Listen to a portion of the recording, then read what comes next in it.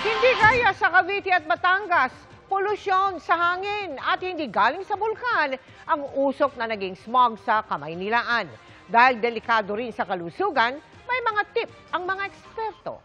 Nakatutok sina Tina Panganiban Perez at Marisol Abduraman.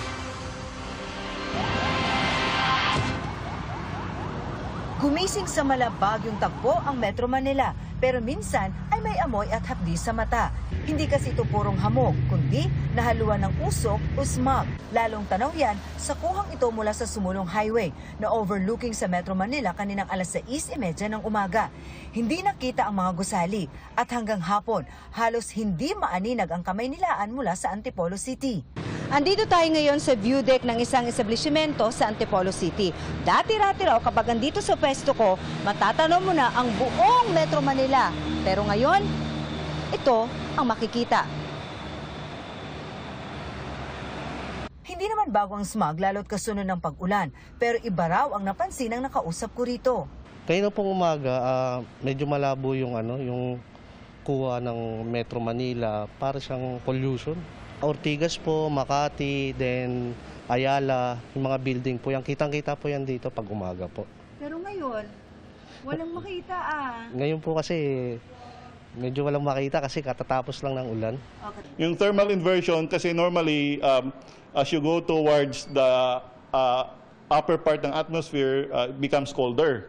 Okay. So baliktad ang nangyari when you have thermal inversion. Colder sa baba and mas mainit sa taas. So hindi makaangat yung mga pollutants natin and other gases, yung smoke na inimit ng mga sasakyan, it would stay on the lower level lang. Dahil sa smog, nagsuspindi ng klase sa halos buong Metro Manila. Itinaas din ng DENR ang heightened alert sa Kamaynilaan bilang babala sa usok na naipon lalo kung rush hour. Patuloy na minomonitor ng DENR-EMB ang air quality na nagbabago raw depende sa oras at lugar. Ayon sa isang health expert, isa sa mga proteksyon natin laban sa smog ay ang mask.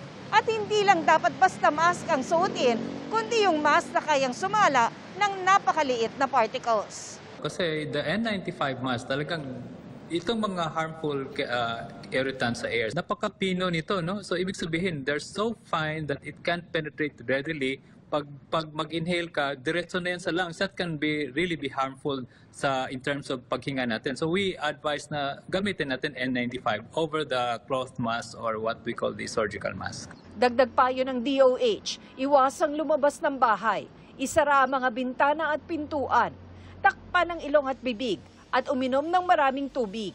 Pero syempre, may mga hindi naman maiwasang lumabas. Bakit po kayo nakamask? Kasi po may smog po ngayon para daw po iwas sa sakit. Patibayan na lang siguro, ma'am, yung ganun.